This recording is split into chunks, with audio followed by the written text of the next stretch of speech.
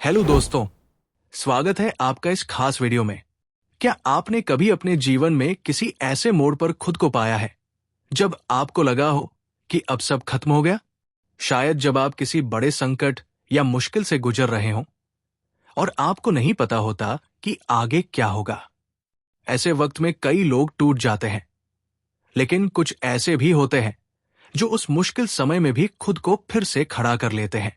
आज हम आपको एक ऐसी कहानी सुनाने जा रहे हैं जो न केवल हमें जिंदगी के संघर्षों का सामना करने का तरीका सिखाती है, बल्कि हमें ये भी बताती है कि हमारे अंदर छिपी ताकत कितनी अद्भुत हो सकती है। ये कहानी है डॉक्टर विक्टर फ्रैंकल की, जो नाजी यातना शिविर में बंद थे।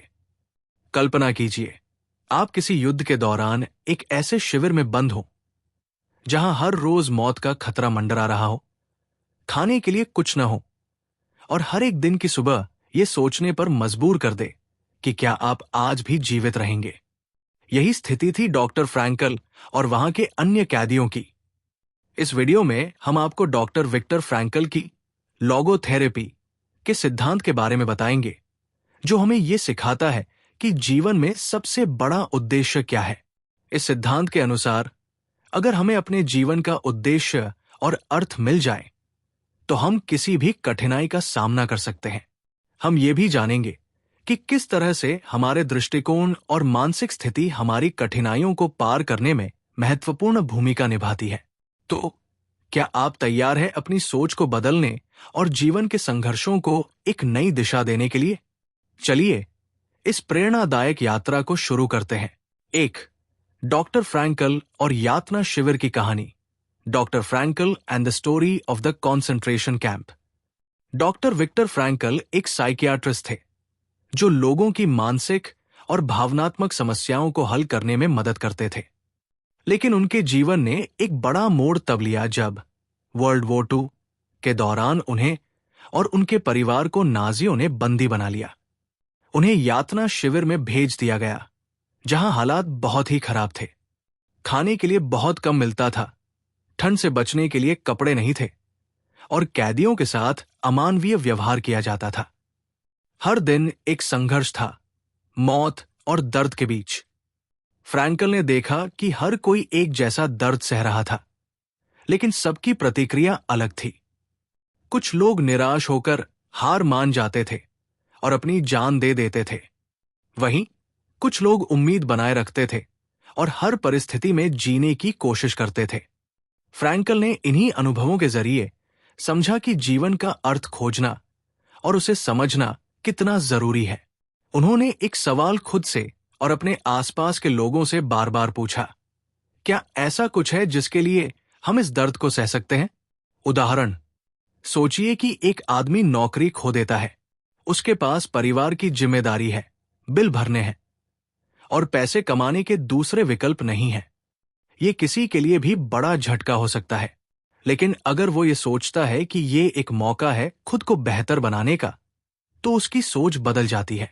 वो नए कौशल सीखता है, नए अवसर ढूंढता है और धीरे धीरे एक बेहतर नौकरी पाता है। ये उम्मीद और धैर्य उसे हारने नहीं देता। डॉक्टर फ्रैंकल का अनुभव हमें ये सिखाता है कि चाहे हालात कितने भी खराब क्यों न हो, अगर हम अपने जीने की वजह ढूंढ ले तो हम हर मुश्किल का सामना कर सकते हैं। 2. जीवन में अर्थ का महत्व। The importance of meaning in life. यातना शिविर में रहते हुए फ्रैंकल ने एक महत्वपूर्ण बात समझी। जीवन का अर्थ ढूंढना ही इंसान को जिंदा रखता है। जिन लोगों ने अपने जीवन में कोई उद्देश्य देखा, वे कठिन से कठिन परिस्थितियों को सहन कर पाए। फ्रैंकल ने फ्रेडरिक नीत्शे के शब्दों को बार बार दोहराया, जिसके पास जीने का कारण है, वो हर मुश्किल को सह सकता है। फ्रैंकल ने देखा कि यातना शिविर में कुछ कैदियों ने ये उम्मीद बनाए रखी कि एक दिन वे अपने परिवार से मिलेंगे, अपनी पुरानी जिंदगी में लौटेंगे। ये सोच उन्हें जिंदा रहने की ताकत देती थी। वहीं जिन लोगों ने अपने जीवन में कोई उद्देश्य नहीं देखा, वे जल्दी ही हार मान जाते थे। उदाहरण, एक किसान को सोचिए जिसकी फसल बेमौसम बारिश के कारण खराब हो जाती है। उसके पास सब कुछ खत्म हो चुका है, लेकिन वो ये सोचता है कि अगली बार वो और मेहनत करेगा, नई तकनीकों का इस्तेमाल करेगा और अपनी किस्मत बदल देगा। यही सोच उसे टूटने नहीं देती।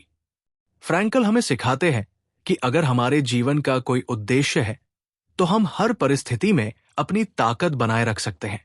जीवन में अर्थ होना हमें जिंदा रहने और आगे बढ़ने की वजह देता है। 3. सोचने की स्वतंत्रता और मानसिक शक्ति, freedom of thought and mental strength. यातना शिविर में कैदियों को हर तरह की शारीरिक स्वतंत्रता से दूर कर दिया गया था।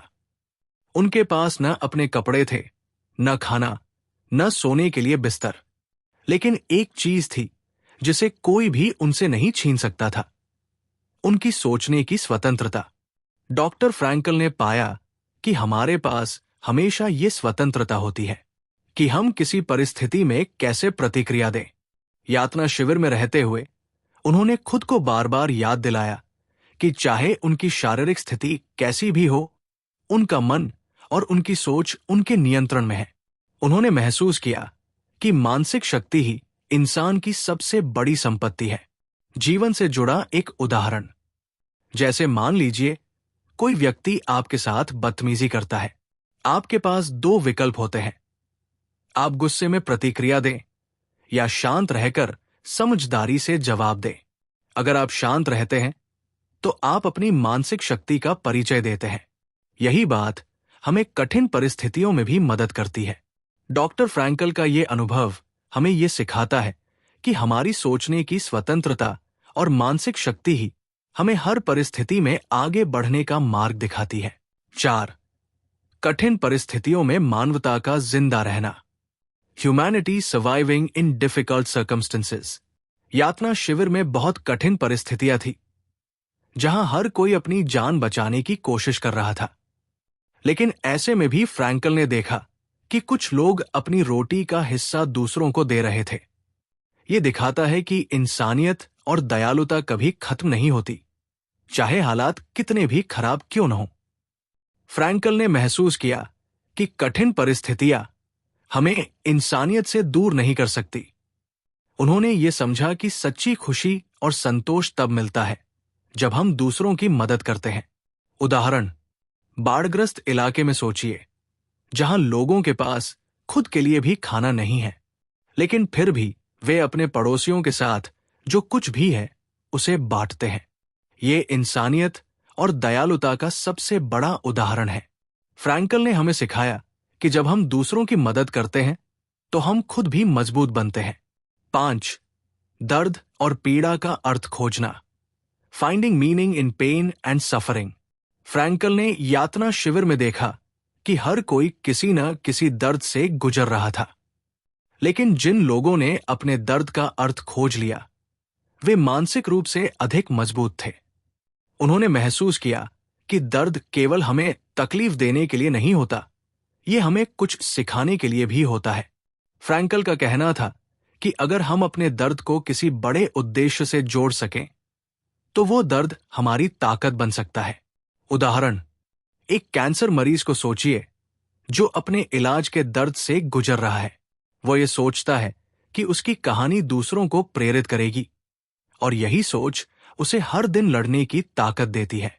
फ्रैंकल ने सिखाया कि हर दर्द में एक मतलब होता है। जब हम इसे समझते हैं तो हम कठिनाइयों से पार पा सकते हैं। 6. परिस्थितियों पर हमारा दृष्टिकोण, आवर पर्सपेक्टिव ऑन सर्कमस्टेंसेस। यातना शिविर की स्थितियों में एक ही परिस्थिति में कुछ लोग टूट जाते थे और कुछ लोग मानसिक रूप से मजबूत बने रहते थे। यही फर्क इस बात पर निर्भर करता था कि वे परिस्थिति को किस नजरिए से देखते थे। मनुष्य का दृष्टिकोण बहुत मायने रखता है। अगर हम किसी कठिन परिस्थिति को नकारात्मक तरीके से देखें तो हम जल्दी ही हार मान सकते हैं, लेकिन अगर हम उसे एक अवसर के रूप में देखें तो हम उससे कुछ सीख सकते हैं और बेहतर बन सकते हैं। उदाहरण, मान लीजिए एक छात्र परीक्षा में फेल हो जाता है। वो छात्र सोचता है कि वो अब कभी कुछ नहीं कर सकता क्योंकि वो बार बार असफल हो रहा है। उसका आत्मविश्वास टूट जाता है और वह अपने सपनों को छोड़ देता है। दूसरी ओर, दूसरा छात्र इसी फेल होने को सीखने का एक मौका मानता है। वो ये सोचता है कि अगर वो कुछ गलतियों को समझे और सुधार करे तो अगली बार सफलता जरूर मिलेगी। वो बार बार कोशिश करता है और आखिरकार सफल होता है। ये दोनों दृष्टिकोणों का फर्क है। जब हम जीवन की कठिनाइयों को एक चुनौती के रूप में देखते हैं तो वे हमें आगे बढ़ने की प्रेरणा देती है, और जब हम उन्हें हार मानने का कारण मानते हैं तो हम अपनी क्षमता को खत्म कर लेते हैं। 7. रिश्तों और संबंधों की ताकत, the power of relationships and connections. Doctor Frankl ने यातना शिविर के दौरान महसूस किया कि रिश्ते और भावनात्मक समर्थन एक व्यक्ति के जीवन में सबसे बड़ी ताकत हो सकते हैं। हालांकि हर व्यक्ति कठिनाई और पीड़ा से जूझ रहा था, लेकिन जब एक व्यक्ति दूसरे की मदद करता था या एक दूसरे के साथ अपने अनुभव साझा करता था तो ये दोनों के लिए संघर्षों से निपटने का एक तरीका बन जाता था। सहानुभूति और दूसरों का सहारा हमें मानसिक रूप से मजबूत बना सकता है। उदाहरण, हमारे रोजमर्रा के जीवन में भी रिश्ते बहुत महत्वपूर्ण होते हैं। मान लीजिए एक परिवार किसी आर्थिक संकट का सामना कर रहा है। यदि परिवार के सभी सदस्य एक दूसरे के साथ मिलकर काम करते हैं और एक दूसरे को सहारा देते हैं तो वे उस संकट से बाहर निकलने में सक्षम होते हैं। यहां तक कि एक छोटी सी मदद, जैसे किसी को दिलासा देना या साथ बैठकर समस्या पर चर्चा करना, बड़ा फर्क डाल सकता है। इसी तरह जब हम मुश्किलों का सामना करते हैं तो हमारा परिवार, दोस्त और रिश्तेदार हमें साहस देते हैं। ये भावनात्मक समर्थन न सिर्फ हमें तनाव से उबारता है बल्कि हमें आगे बढ़ने के लिए प्रेरित करता है। 8. भविष्य के लिए उम्मीद रखना, holding on to hope for the future. यातना शिविर में डॉक्टर फ्रैंकल ने यह देखा कि जो लोग अपने भविष्य की कल्पना करते थे, जैसे कि वे अपने परिवार से फिर मिलेंगे या बेहतर स्थिति में होंगे, वे ज्यादा मजबूत बने रहते थे। उनके पास एक उम्मीद होती थी जो उन्हें मानसिक रूप से प्रेरित करती थी। ये उम्मीद उनके लिए जीवन का कारण बन जाती थी। जब हम किसी कठिन परिस्थिति का सामना करते हैं तो हमें यह सोचना चाहिए कि क्या हम अभी जो संघर्ष कर रहे हैं उसका कोई अंत होगा।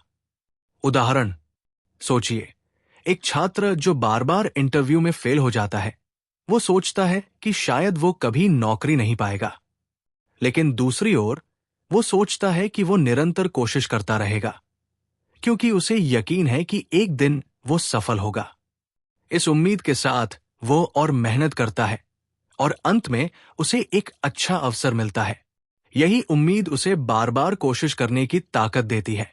हमेशा ये याद रखना चाहिए कि चाहे जीवन में कितनी भी समस्याएं हों, जब तक हमारी उम्मीद बनी रहती है तब तक हम उन समस्याओं को पार कर सकते हैं। उम्मीद ही हमें संघर्ष के दौरान साहस देती है। 9. लोगोथेरेपी का सिद्धांत, the principle of logotherapy. Doctor Frankl ने अपने अनुभवों के आधार पर लोगोथेरेपी नामक सिद्धांत विकसित किया। इसका मुख्य विचार यह था कि जीवन का उद्देश्य और अर्थ ढूंढना सबसे महत्वपूर्ण है। लोगोथेरेपी ये मानती है कि हर व्यक्ति को अपनी जीवन यात्रा में एक उद्देश्य और अर्थ ढूंढना चाहिए। यह सिद्धांत इस बात पर जोर देता है कि हर अनुभव, चाहे वो अच्छा हो या बुरा, हमें कुछ न कुछ सिखाने के लिए होता है। उदाहरण, मान लीजिए किसी व्यक्ति को एक गंभीर दुर्घटना के कारण अपने पैर खोने पड़ते हैं। ये किसी के लिए बहुत बड़ा शोक और दुख का कारण हो सकता है, लेकिन उस व्यक्ति ने अपनी परिस्थिति को न केवल स्वीकार किया बल्कि इसे एक अवसर के रूप में लिया। उसने महसूस किया कि वह दूसरों को प्रेरित कर सकता है और अपनी कहानी साझा करके दूसरों को अपने संघर्षों के बारे में बता सकता है। वो एक प्रेरक वक्ता बन गया और दूसरों को भी अपने दर्द का सकारात्मक रूप में उपयोग करने का तरीका सिखाया। ये उदाहरण ये दर्शाता है कि किसी भी बुरी स्थिति को समझने और उसका उद्देश्य ढूंढने से हम मानसिक रूप से मजबूत बन सकते हैं और अपनी कठिनाइयों से भी दूसरों की मदद कर सकते हैं। 10. निष्कर्ष और प्रेरणा, conclusion and inspiration. Doctor Frankl की किताब का मुख्य संदेश ये है कि जीवन में कठिनाई और पीड़ा के बावजूद हमें अपने जीवन का उद्देश्य और अर्थ ढूंढना चाहिए। जब हम संघर्षों, दर्द और मुसीबतों का सामना करते हैं तो हमें ये समझने की जरूरत है कि जीवन का अर्थ केवल खुशी प्राप्त करना नहीं है, बल्कि हमें इन मुश्किलों का सामना करते हुए उनका उद्देश्य ढूंढना चाहिए। उदाहरण, मान लीजिए एक व्यक्ति जिसने जीवन में बहुत संघर्षों का सामना किया है, वो अंततः ये महसूस करता है कि उसके द्वारा सहन किए गए दुखों ने उसे और मजबूत और दयालु इंसान बना दिया है। उसका ये अनुभव दूसरों के लिए प्रेरणा का स्रोत बन जाता है। उसका जीवन अब न सिर्फ अपनी खुशी तक सीमित नहीं है, बल्कि वो दूसरों की मदद करने और उन्हें मार्गदर्शन देने का माध्यम बन जाता है। इससे ये सीख मिलती है कि हमारी जिंदगी के संघर्ष और कठिनाइयां हमें मजबूत बनाने के साथ साथ दूसरों के लिए प्रेरणा भी बन सकती है। अगर आपको ये वीडियो अच्छा लगा हो तो कृपया लाइक और शेयर करें ताकि ये प्रेरणा और अधिक लोगों तक पहुंचे, और हमारे चैनल को सब्सक्राइब करना न भूलें ताकि ऐसी और वीडियोस आप तक सबसे पहले पहुंच सकें। आपका समर्थन हमारे लिए बहुत मायने रखता है। धन्यवाद।